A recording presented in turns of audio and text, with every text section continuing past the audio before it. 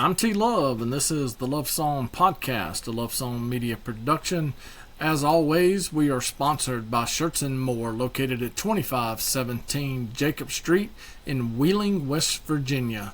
Shirts and More is a family-owned business, and for over 40 years, they have been providing the best and most professional garments on the market. Let Tracy, Braxton, Dana, or any of the friendly staff at Shirts and More help you with your next apparel need. You can contact them directly at 304-232-2030.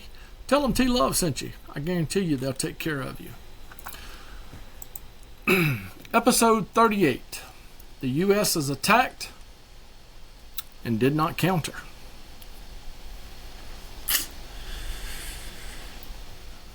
I have said many times over, I am a proud American. I don't understand the ties that we have to a certain country. But it is a provable fact that the United States has been attacked one time by a foreign country and did not retaliate.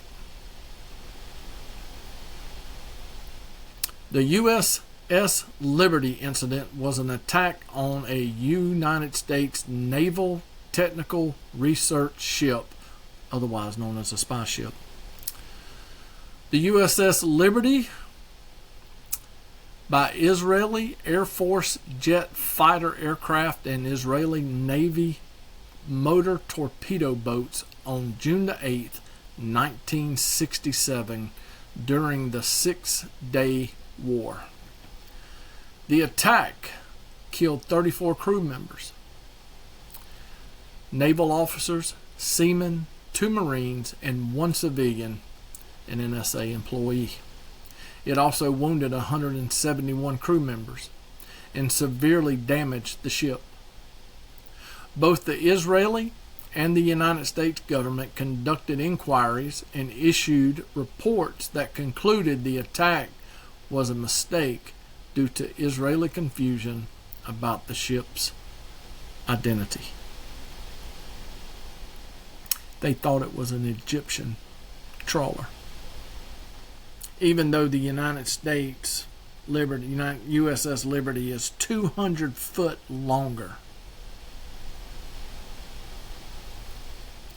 The combined air and sea attack lasted for 23 minutes and was carried out by air staffing and napalm. Let me back up. By air strafing and napalm bombing by 4 Mirage 3 and Super Mysterious fighters, and gunfire and torpedo launches from their motorboats, one of which impacted the ship. Israeli forces terminated their attack after the torpedo impact, believing the ship to be sinking. At the time, the ship was in international waters north of the Sinai Peninsula. It's about 25.5 nautical miles northwest from the Egyptian city of Arish.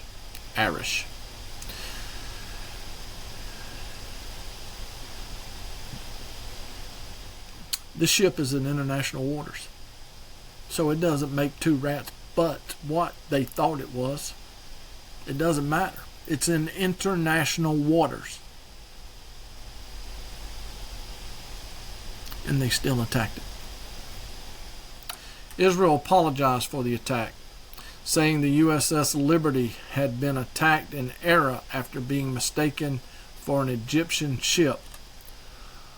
Others, including survivors of the attack, dispute this account and state that the attack was deliberate. Thomas Hinman Moore, the 7th chairman of the Joint Chiefs of Staff, accused President Lyndon B. Johnson, Democrat by the way, of having covered up that the attack was a deliberate act. In 2004, Ward Boston, who served as chief counsel to the Naval Board of Inquiry that investigated the attack, signed an affidavit stating that President Johnson and Secretary of Defense Robert McNamara had ordered that the assault be ruled an accident and to reach the conclusion that the attack was a case of mistaken identity despite overwhelming evidence to the contrary. Let me pause real quick. Do you want to know why there's so many conspiracy theorists and conspiracy theories in the United States today? This is one example. The lack of honesty and transparency by the United States government fuels the conspiracy theories. The United States government is in bed with the Israeli government and has been since 1948, when we made Israel, created Israel, the nation. The CIA was created in 47, Israel was created in 48, and the Mossad was created in 49. And the world has never been the same since.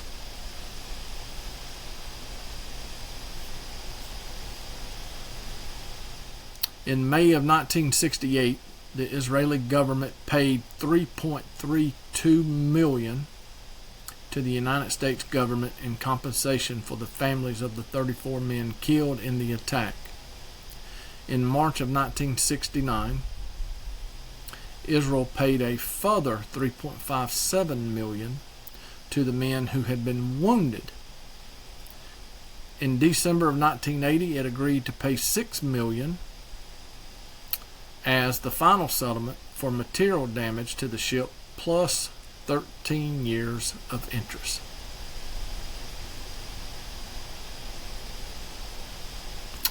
So they killed 34 of our American soldiers and citizens that was on board that ship.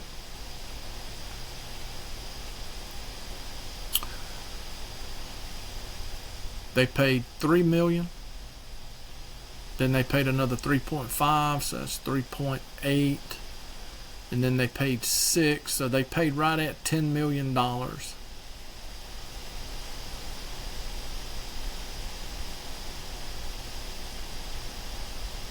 Plus 13 years of interest. And we accepted that. Wow. Israel claimed it was a case of mistaken identity, saying its naval forces thought the vessel was Egyptian. However, some of the survivors and researchers have disputed the Israeli version of the incident. The lament that successive governments did little to uncover the truth behind one of the deadliest attacks on the U.S. Navy by its closest ally, Israel.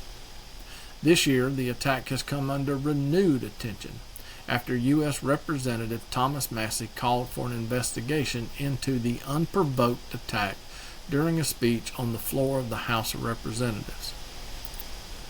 Richard Brooks, chief engineer on the vessel, told Al Jazeera in 2015 in an interview that it was not a tragic accident. It was a deliberate attack. They knew who we were. They tried to sink us. They wanted us out to either bring the Americans into the war by blaming the Arabs, or we picked up some information about their war planes. I'm going to go back and read that one more time. That's just,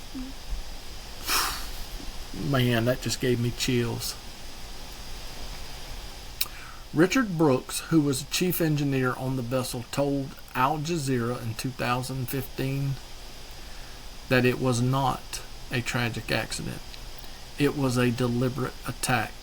They knew who we were. They tried to sink us.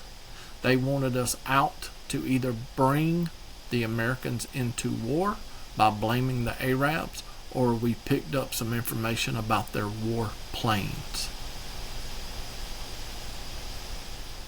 Ernie Gallo, president of the USS Liberty Survivors Group, dismissed Israel's mistaken identity excuse as a lie and accused the U.S. government of complicity for accepting the false narrative. He continues to demand a full official inquiry. The U.S. Congress never formally questioned the attack and formed a committee.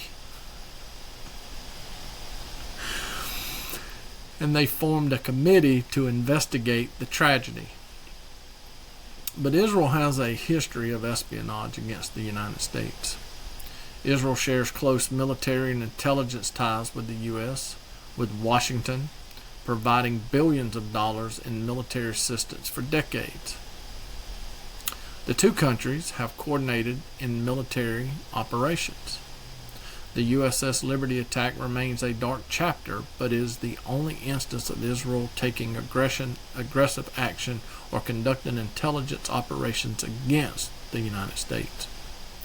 Recently, the Pentagon's Defense Intelligence Agency, the DIA, evaluated the counterintelligence threat posed by Israel to its highest level of critical. The warning follows reports of Israel's intelligence agencies intensifying efforts to collect information on U.S. military personnel and government officials to intercept policy discussions amid efforts by the administration of President Donald Trump to reach a deal with Iran. Israel has been against a deal with Iran, as it aims to topple the Iranian government, was not realized by the current war. Bibi, Benjamin Netanyahu, has a strong ally in the Trump camp. His name is Jared Kushner. Britain and Oman officials cited that Kushner and Witkoff were acting like Israeli agents when they were negotiating with with Iran about the war. Britain and Oman delegates stated that they believed a deal could be made and war could be avoided. But yet Kushner went back and told President Trump, nah, just light them up, which is what old Trump did. Other examples of Israeli espionage against the United States include the covert installation of spyware on mobile phones of U.S. defense personnel operating inside Israel to tap their communication. Jonathan Pollard, a U.S. Navy civilian intelligence analyst who was arrested in 1985, pleaded guilty to passing classified information to Israel. He was released after serving 30 years in prison. This guy gets 30 years for doing what LBJ did after the Kennedy assassination. As a podcaster, I try to vet, investigate. I go down a lot of different rabbit holes, but there's some there, right? And I personally believe that these people were behind every war that the U.S. has gotten involved in, whether it be the European delegates before Israel became a state or after. I believe they've been behind every one. I believe that they are behind the JFK assassination. They were probably aware of the Nixon-Watergate scandal and that commission. They certainly withheld information from the United States as it relates to the Barrett's attack in Beirut, Lebanon, which killed over 200 Americans. It was their intelligence on the WMDs in Iraq that led us to the Iraq War. Let's not forget about the Epstein cover-up. Certainly believe they were part of the Charlie Kirk assassination. And because of the 5 dancing Israelis knew about what was going to happen beforehand, I absolutely believe they were behind or at least part of 9/11. Yet somehow we keep giving these reckless, backstabbing, blasphemous hypocrites $3 billion a year in U.S. aid. For the record, it was a Democrat in charge during the JFK assassination, LBJ. he was actually having an affair with a Israeli spy. It's all documented. Go look it up.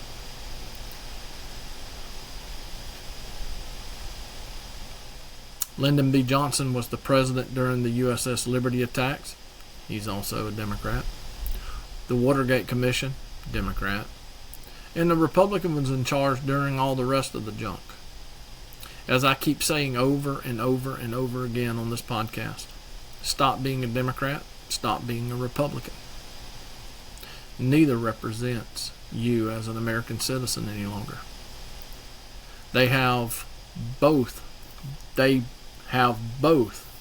sold us out to foreign countries through lobbyists, special interest groups, NGOs, and off-the-book black op missions and weapons sales. Anybody forget about the Iran-Contra affair? Colonel Oliver North? He took the fall for what our government's doing.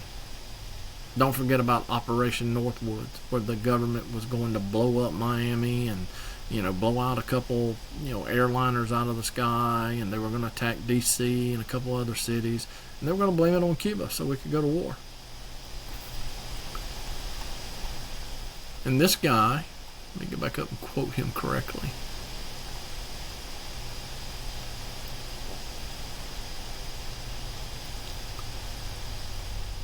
Richard Brooks, the chief engineer on the vessel, told Al Jazeera in 2015, let me say this, if you want accurate news reporting about what goes on in the United States and our government, turn off Fox, turn off CNN, turn off MSNBC Now, all whatever it's called. Turn off ABC, CBS, turn it all off. It's all political theater. And they got you jumping around like a puppet. If you want to know what's going on, Republic World News, Al Jazeera, and the BBC. The BBC has some good stuff. They don't like Trump, but they have some good stuff. Their reporting may be a little boring because they're not there for ratings. They're not there to give you the salacious breaking news, bombshell, this just in. They're not there for that. They're there just to report the news. But my God, it is so factual. It's better than anything you're going to get over here in the States. Richard Brooks told Al Jazeera in 2015 interview that it was not a tragic accident. It was a deliberate attack. They knew who we were. They tried to sink us. They wanted us out to either bring the Americans into war by blaming the Arabs. Where have I heard that before? The United States is going to do some stuff and blame it on Cuba. Or we picked up some information about their warplanes. Warplanes. Israel's our ally. We give them money. We created their state. Their first prime minister, David Ben-Gurion, was the commander of the two militant groups that walked in and massacred the villagers at Deir Yassin a month before Israel became a state. You're being lied to by the American government. And all but 95 of your elected officials, which is about 83.3%, 83% of the elected officials in the United States receives money from AIPAC, the American Israeli Political Action Committee. And you think this is Democrat versus Republican? You need to wake up. It's Trump's fault. He did. Stop. This has been going on for decades. I can track it all the way back to at least the 60s and probably to the 30s. In World War One, we told the Europeans that if they would get us involved into World War One, we would deliver them a home and deliver them Israel. It's all factual. You can go look it up. That I didn't pull that out of my butt. The United States promised the people you're not supposed to talk about or you'll get censored, but promised them their own homeland during World War One if they'd get us involved. So they said, okay, come get all you want. And we came and got it. And then during World War II, in 1948, while World War II is raging, we just pushed out 750,000 Palestinians and popped down Israel. Listen, I'm not going against God. I'm not going against the Bible. I'm not that kind of a person. I believe in God. I believe in the Father, the Son, and the Holy Spirit. I believe the only way through to heaven is through the Father. Okay, stop. I'm saved. I was baptized. I fall short of the glory of God every day, but I'm not going to stand up and be blasphemous, and I'm certainly not going to be an anti-Semite. But the facts are the facts. And the facts are very simple. We made a deal with the European Jewish people that if they would get us involved in World War I, we would create them a homeland, to which we upheld our end. And how did they repay us? By blowing up our ship. Napalm, which means they burned our sailors to death.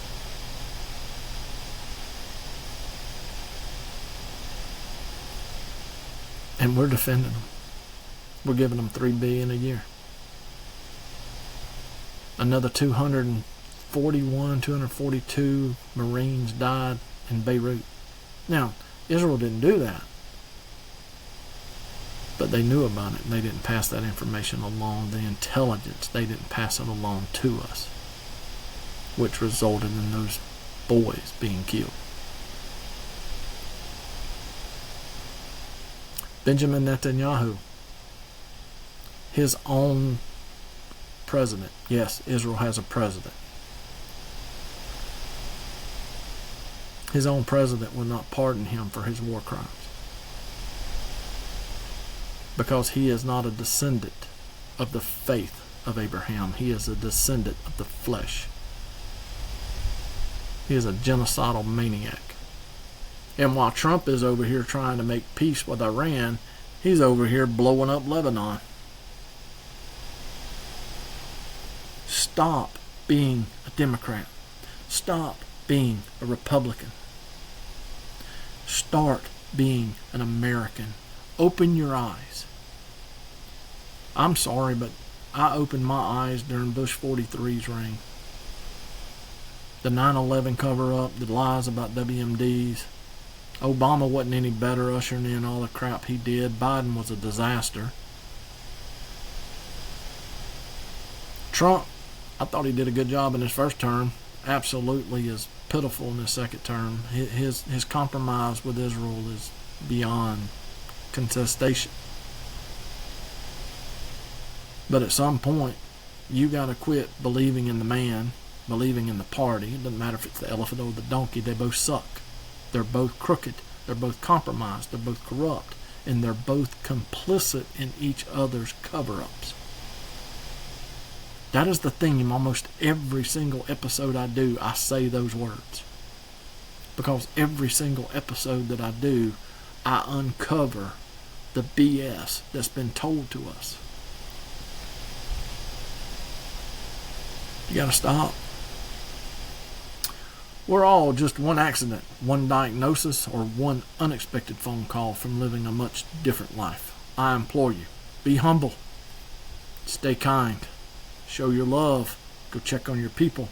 Until I see you on the next episode, take care.